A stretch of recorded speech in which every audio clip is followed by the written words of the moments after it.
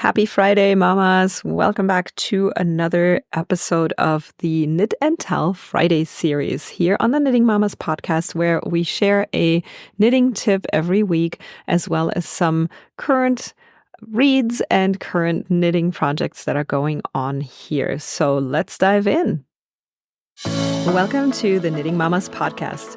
Are you a mom who feels like you're constantly running on empty? Do you crave a creative outlet to recharge but feel lost on where to start or even when to fit in the time for it? And does the idea of adding one more thing to your busy day feel impossible, especially when it's something just for you? In this podcast, you'll discover practical and guilt-free self-care strategies that fit seamlessly into your life.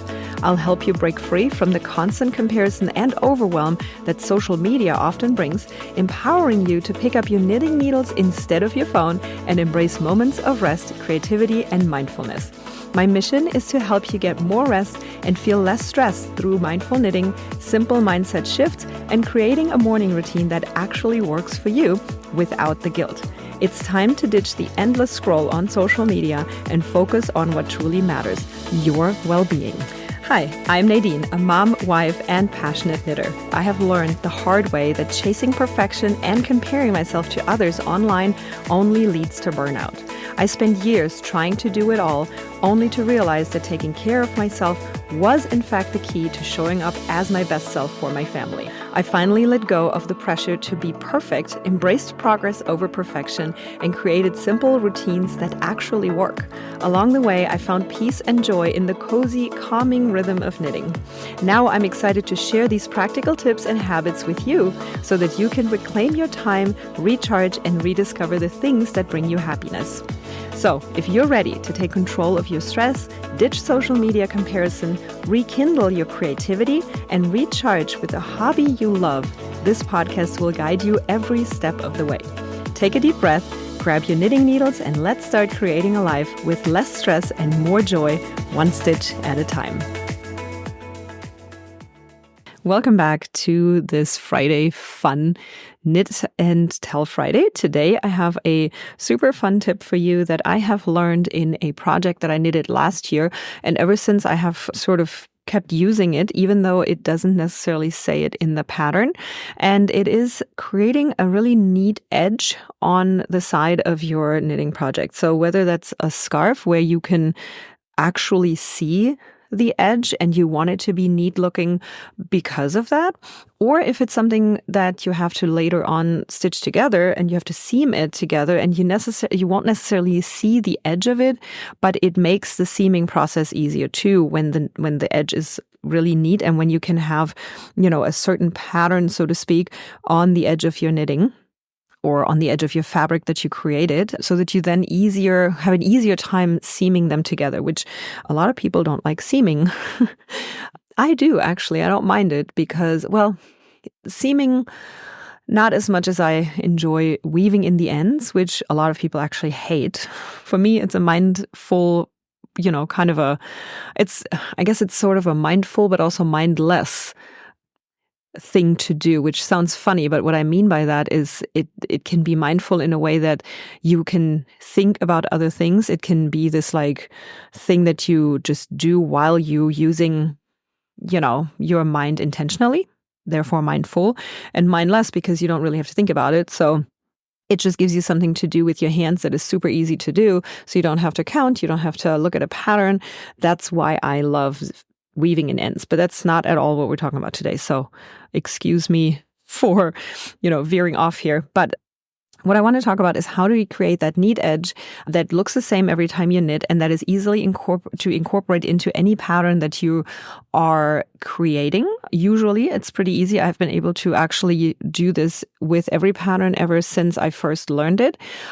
And it's such a simple way to make the edges look very conform, very neat and clean. So how you do it? Super simple. When you first start your row, the very first stitch, don't knit it or purl it, just lift it off. So just slip the stitch from your left needle to your right needle. So that's the first step. And then you just follow whatever pattern you are going through the entire row.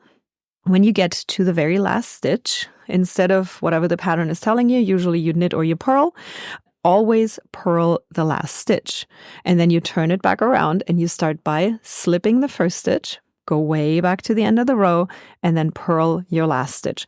If you continue this pattern on and you just kind of override what your actual pattern says, unless, I can't even think of an unless, because I don't even know that I have come across anything where it's actually necessary to do a very specific stitch on the first and the last one. So I think you can always override it this way, but don't quote me on it. If it's not true, I just have not come across a pattern where it wasn't possible to use this. But keep that up and you will see after a few rows that the front and the back, they will look the same and they will look very even, and they have this nice, almost looks like stockinette on the side of the pattern, kind of like the side of an I-cord, and it is just beautiful. So try that out on your current project, on your next project, whatever. Probably not on your current one, because if you start now, then your edge will look different than the way you have been knitting it. But keep it in mind for your next project and try it out. And of course, for all of you guys out there who are not a knitter yet, who are tuning into this podcast because they want to use knitting for their self-care tool, which I would love to teach you, hop on over to the YouTube beginner knitting playlist, which you can find at theknittingmamas.com/knitting beginners. You can sign up to download the playlist. It's a YouTube playlist for absolute beginners. We go from basic stitches to casting on, casting off, tips and tricks, and also, my favorite yarn and knitting tools. All the things are in there. So just go ahead and get on that playlist, watch the videos, get your knitting journey started. And of course, please join us in the Knitting Mamas community on Facebook, where we dive deeper, where we show these tips and tricks in real life, on video at least, and where we just support each other and hang out every week to just kind of make sure that we remember to use our knitting craft and as a self-care tool especially. You can find us on Facebook. It's facebook.com/groups/knittingmamas. All these links are going to be in the show notes of today's Knit and Tell Friday episode. So you just go down there, click the link, and get yourself into the free community to hang out with us later on. What am I currently knitting? This is the third Knit and Tell Friday, and guess what? I'm still knitting the same thing. I have not changed because I am so ready to get it done.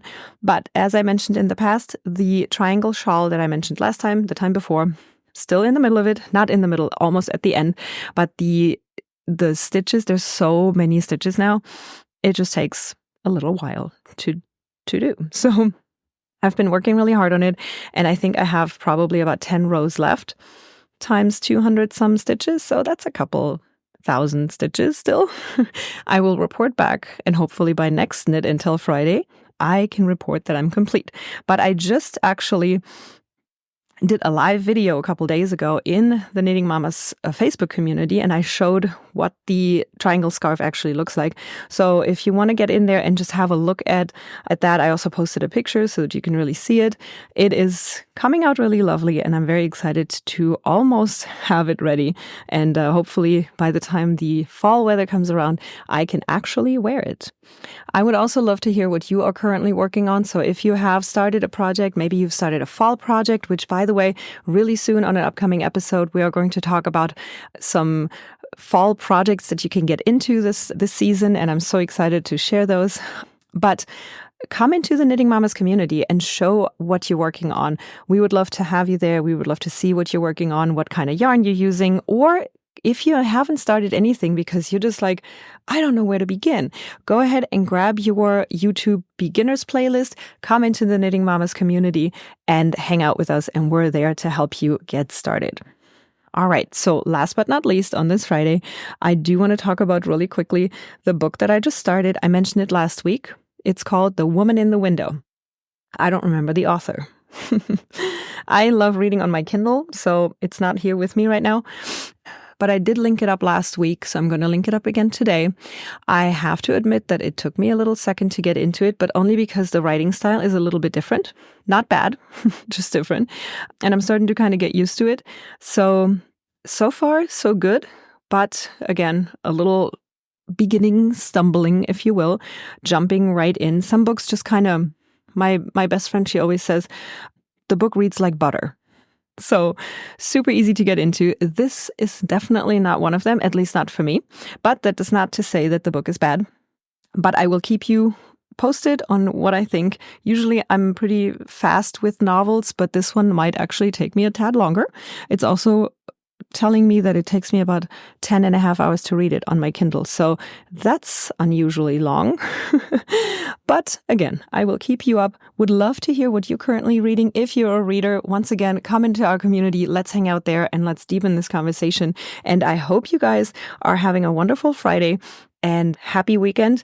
And see you and talk to you next week again here on the Knitting Mamas podcast.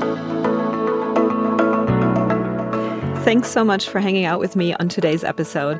I hope you're walking away with a bit more inspiration and a few ideas to make your self-care a priority. If today's chat gave you a little boost, I'd love it if you could leave a 5-star review on Apple Podcasts. It helps other moms find our cozy corner of the podcast world and start their own guilt-free self-care journey. Thanks again, and remember, you deserve time for yourself to recharge and feel your best. Catch you next time on the Knitting Mamas podcast.